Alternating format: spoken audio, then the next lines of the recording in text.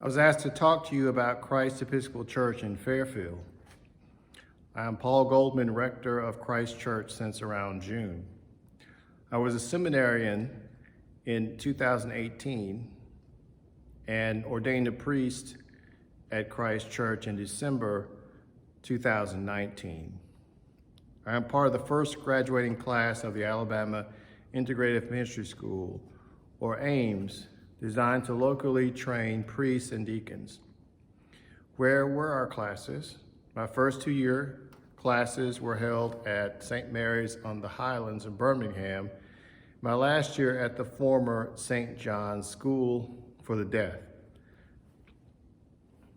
The program was designed for bivocational or working preachers in small and rural parishes. Christ Church at the time had a deacon in charge, helping to hold things together.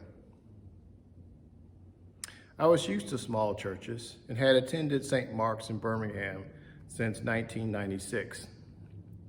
And by the way, St. Mark's had a partnership with St. Stephen's when Father Wilson was at St. Mark's and Doug Carpenter at St. Stephen's.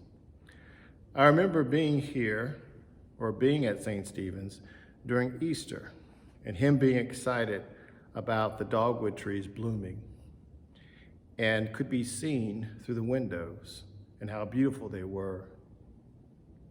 During that brief partnership, 1 or 2 families from St. Stephen's came to visit St. Mark's. So far, 1 family has visited Christ Church for a service. And perhaps you have visited us online. Many of you have joined us on a Saturday for a work day or a cleanup day. We have cut grass together, cleaned windows, pressure washed the walks, cut shrubs and bush and brush, blown leaves, moved books, cleared out a classroom for a food pantry, installed a door, and most importantly, prayed together. The list goes on and on. And so we really wanted to fellowship with you today. A couple of us went on a holy hike with you earlier this year. We have grilled out a couple of times. We've had a number of Zoom calls and teams from both churches. Our bishop wanted larger churches to partner with smaller ones. And this was a goal of hers from convention. Your rector reached out to us and asked whether we would be interested in this venture. So far, so good. We plan to host a lunch for you in January or February, so stay tuned. We are located at 4912 Lloyd Nolan Parkway in Fairfield. And it's interesting because if you look at older records, the address is 4912 Parkway or even Richard Scrushy Parkway. We are right in front of the tennis courts at the park. And we started as a mission in 1929 or so, back when the city was named Corey. And later the mission changed to Holy Comforter in Fairfield. The mission met at people's houses and later at a school, a Masonic lodge, and at a new high school gym at the time. Services were held at 7:30 in the evening, but on the 4th Sunday, there was Holy Communion at 9 a.m. during the 20s, according to a historical account that I read. Rectors from Advent, St. Mary's on the Highlands, and St. Andrew's came to support it. At first, it started as a children's group, and later the parents came on board. And this was a model some of us are familiar with today. Many of our members followed their children to the church. In the 1920s, however, the group bought land where it is today for about $6,000. I think the mission always had financial issues, but eventually that was paid off and they got architects to design a building for $9,000, a church and parish hall. The first building was built in 1929, and the church became a parish in 1945. And in 1947, they paid off the loan. Robert Jimison would have given the property for free back then to build a church, but at the time, the church did not have the money. Fairfield, according to Robert Jimison, was a city built to order, with parkways, parks, and sidewalks and infrastructure. A design team out of Boston, George Martin, designed the city and also designed Mount Brook later on, an upscale area in the city. Fairfield was to have small houses for skilled workers to work for TCI and later United States Steel. So when the economy changed and steel went down, Fairfield suffered and continues to suffer today. The greater Birmingham area has switched to a service economy. And I believe the University of Alabama in Birmingham is now the area's largest employer. I was born in 1968 and started going to Advent Day School for first grade.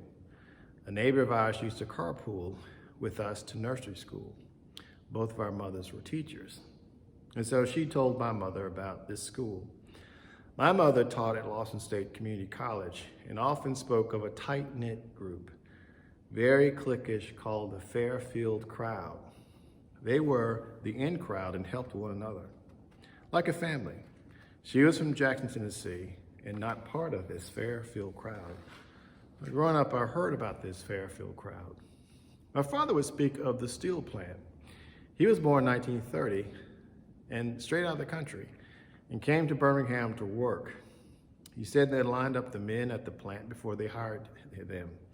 They gave them a test. The test was unique. They felt their hands to see if they were used to working. If your hands were too soft, you did not get the job, which ruled out a lot of people who were desperate to get jobs at the time. And some of them would be crying. Anyway, my dad did not stay there long.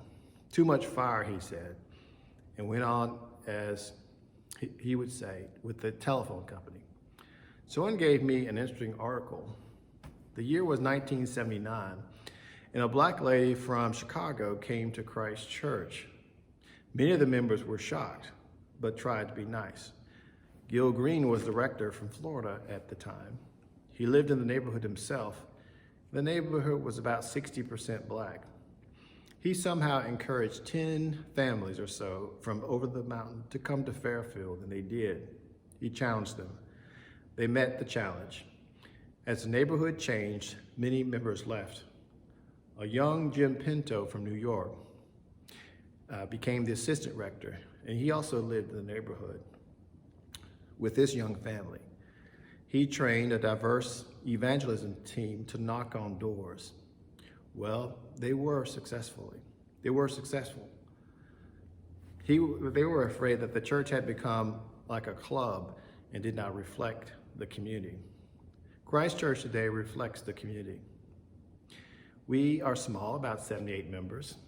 I do not recall ever seeing more than 300 members at one time in records that I've seen. And currently, we use recorded black gospel music, which was experimented with in the late 70s and 80s. When I first arrived, we had a rock band. I had gone to Advent Day School, Thurgood CME, and St. Mark's and Grace Church in Chattanooga, and had a preference for organ music. But I enjoy a wide variety of music. I'm very flexible. We are excited about the future. We have a number of new things in place. We are thankful for your support. And with your support, we have built a laundry room with 3 washers and dryers. We had to reconfigure the whole room with plumbing and electricity to support it.